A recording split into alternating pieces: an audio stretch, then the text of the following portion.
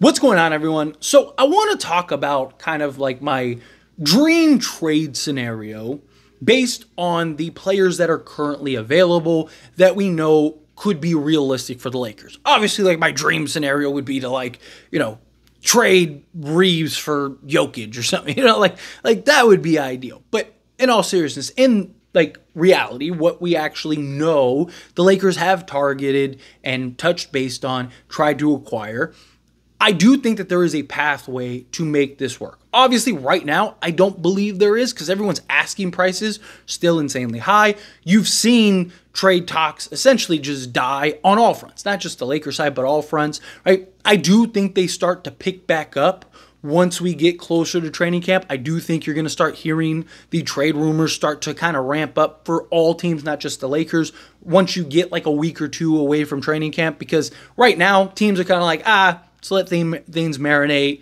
Guys are just getting back from the Olympics, right? Everyone's kind of getting in training and doing stuff, right? Everyone's kind of just holding their eyes open in that blinking match. I think you'll start seeing kind of those last little pushes of like, hey, training camp starting, we want to get something done. Get teams like the Portland Trailblazers. They don't want to go into training camp with Jerami Grant. Right now it's 2 firsts. I can see them going, all right, fine, we'll do it for a first type thing. I do think that those things are more likely to come to fruition as we get closer to training camp. So let's assume prices do drop.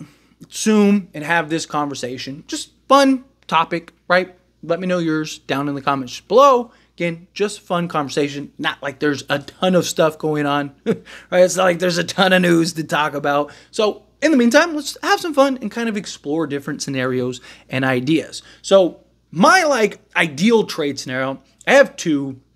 Do another one in another video. This one that I want to talk about. When you look at what the Lakers need, right?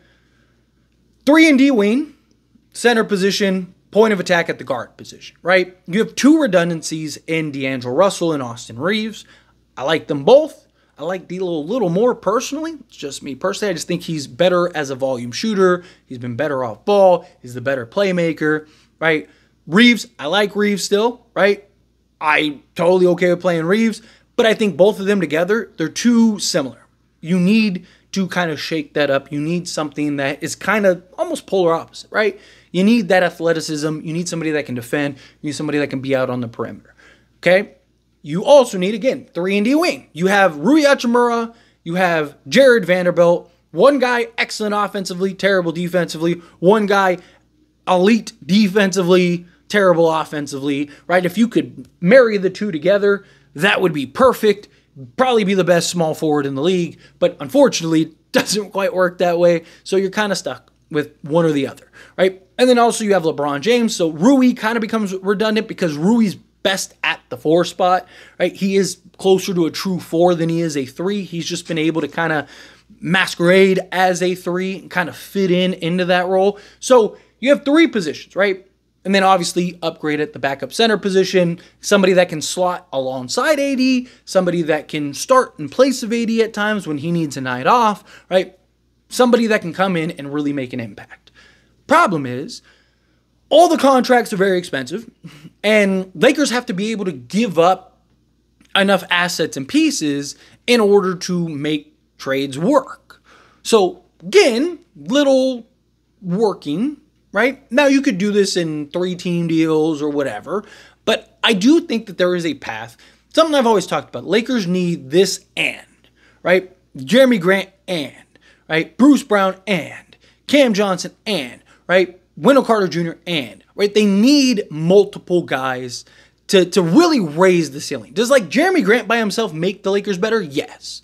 Does Bruce Brown by himself make the Lakers? Yes. But it's very marginal. It's very small.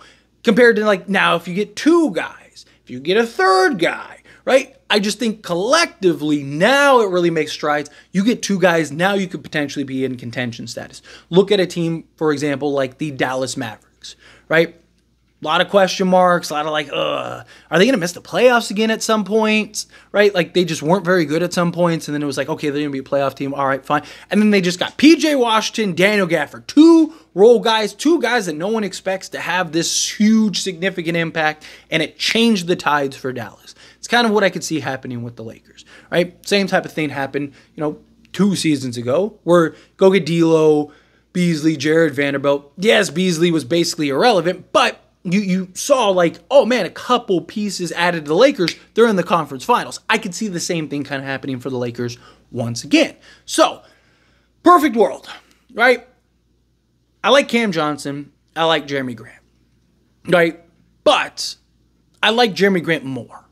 I don't think that they're far off. I just think Jerami Grant is more versatile, and I just think he's more proven and just slightly better overall, right? Defensively, there's been questions about both last few years, but I also think you look at the teams that they're on, right? If you put them alongside Anthony Davis, put them alongside another defensive point of attack guard, give me Jerami Grant, right? If you can get Jerami Grant, which you're looking, you got to do Rui, Gabe Vincent, and so Rui, Gabe Vincent, and say Cam Reddish, right? It's kind of the deal that's kind of going around. Okay, you do those 3 guys, right? What do you have to give up asset-wise, right? That's the problem. So, say a first. Okay, if you can give up a first, great.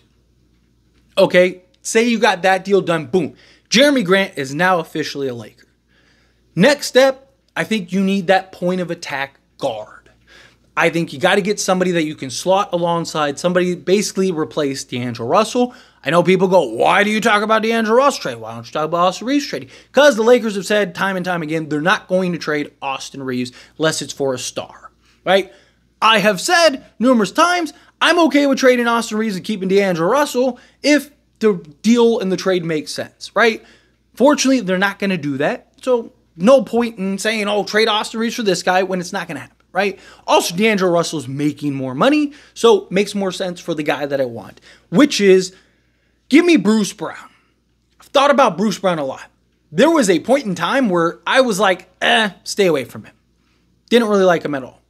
But I kind of look and think of the type of player Lakers have had success with, type of guy that works really well alongside LeBron James, type of guy that will do the dirty work. You need that guy that can do the dirty work, is willing to do the grime, doesn't care if he gets 10 points or 30 points, will lock down, give you 110% on the defensive side, never going to lax, right? But can still give you something on the offensive side. Bruce Brown, obviously, shooting is a concern. That's a question. But if you have Austin Reeves and he can get back to that level of consistency, you have Jerami Grant, right? 40% three-point shooter. You have LeBron James, if he can maintain that, 40%, or even if he's 38%, think you're fine shooting-wise. You'll probably be one of the best defensive teams in the league at that point, right? Because Jared Vanderbilt plus Anthony Davis make the Lakers one of the best defensive teams. If you have Jerami Grant and he actually can buy back in on the defensive side, which I do think playing alongside Anthony Davis, playing alongside a Bruce Brown will make things so much easier for him. So now you have him defensively, you have Bruce Brown defensively, Anthony Davis. I think you're one of the best defensive teams in the league. Austin Reeves has shown when he's locked in, engaged, and focused, he can be at least serviceable defensively, right? He was actually very good on Jamal Murray. So you give me that. I think we're one of the better defensive teams. I think you have more than enough offense, more than enough shooting, more than enough everything. Now you got to address your center position. But what do you have to give up for Bruce Brown? I don't believe you should have to give up a first for Bruce Brown. They've been trying to get a first for Bruce Brown. They can't get a first for Bruce Brown. I just don't see anybody necessarily giving a first for Bruce Brown. He's a great player. He's not worth $22 million that he's making right now. Not even close. Not even in the ballpark, right? So to me, I don't see you having to give up a first for Bruce Brown. I don't think it makes sense. If they want a first, keep Bruce Brown, right? If you want a pick swap, Lakers have 5 seconds to trade. You want 4 seconds. If you want a Rui type deal where it's we traded 4 seconds to get Rui. You want something like that? Sure. You can have that all day. So let's say it's a pick swap and 2 seconds, right? Because they're we're not going to get a first, but hey, maybe the Lakers picks down the road are terrible. Do a pick swap, right? So you give up a pick swap, give up 2 seconds, D'Angelo Russell, and you'd also have to give up, you'd have to, because you have to match salary, Bruce Brown making 22, 23 million. So D'Angelo Russell, you need to clear another 5 million, right? So you could do something where you're going Christian Wood and maybe, or Jackson Hayes, you could do one of those two, and then maybe you're throwing in like Maxwell Lewis or something like that. Young prospect, boom, there you go. Right? Unload that. So now you got Bruce Brown and you got Jerami Grant.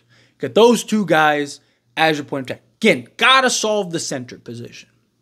Well, at that point, you're pretty much capped out, right? As far as tradable assets go. And you've also done like a 6-for-2 swap. So now you essentially need to fill in 3 roster spots. So things are complicated. Yes, you've sent out enough money to bring in at that point, right? Because you sent out extra in the Jerami Grant deal, sent out a little extra in that, right? They'd have roughly like 3 and some change, 3 million and some change, give or take, right? You can just Blake Henson, Colin Castleton, guys like that, bring those guys in if you wanted to. They all make like $900,000 as like their minimum contract, right? So you got basically those guys. So I'm not really worried about kind of filling out the end of the roster, filling out the end of the bench there. But you can't go and unload another 5 guys to go get a center. So how do you get a center at that point? To me, that's where I'm pivoting and I'm looking at Walker Kessler. Again, this is ideal scenario. Get me Walker Kessler, right? He's making $3 million. So you could just swap, right? So let's say you gave out Jackson Hayes in that previous deal for Bruce Brown. You go Cam Reddish, or Christian Wood. Go Christian Wood. Boom. Easy, clean swap. Christian Wood for Walker Kessler. You still have a first. You give up that first. Remove the protection on the 2027 pick. Danny Ainge really loves the Lakers picks. Okay, can't give you a pick beyond the whichever, 2029 pick or whatever. Whichever one you don't give up for Jerami Grant. Okay, but what we can do is we can give you a pick swap. So you give up a first, a pick swap. They want a second or 2 seconds. Sure, give up 2 seconds. Whatever you got to get. Get Walker Kessler. Now you've got Walker Kessler, got Jerami Grant, got Bruce Brown, right? Your depth, right? Because that's the big question. Like, hey, well, what does the roster look like? Well, let's look into it, right? You have Bruce Brown, Austin Reeves, Jerami Grant, LeBron James, Anthony Davis. That's your starting 5. Bench 5, Jalen Uchifino, Max Christie, still have Jared Vanderbilt, right? Still have Dalton Connect. You still have Walker Kessler now, right?